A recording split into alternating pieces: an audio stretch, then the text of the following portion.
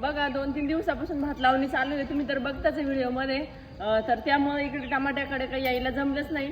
तर टमाट्याकडे म्हटलं चक्करही मारून यावं आणि बघा कसे झालेत कसे नाही. तर बघा झाडं मस्त झालेत, पण हे जे खालचे मुळं आहे ना ते थोडा उघडे पडलेले आहेत, म्हणून त्यावर माती टाकावं लागेल.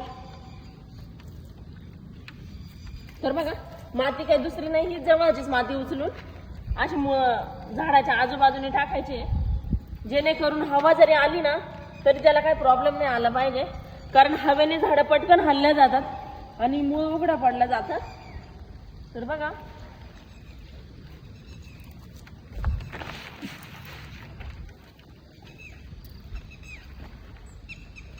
काल पावडरही यांनीच मारली, मला तर यायलाच जमलं नाही. बाया सांगितलेल्या होत्या, बायांच्याच मागं उभं राहावं लागलं.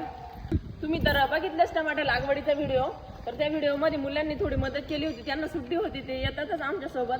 तर काही झाडं त्यांनी लावले होते म्हणून त्याचे थोडे मुळं उघडे पडले होते, म्हणून त्याच्यासाठी चक्कर मारून यावं म्हटलं.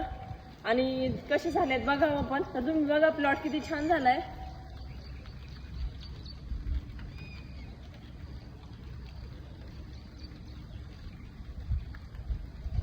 आणि माती टाकून झाली आहे.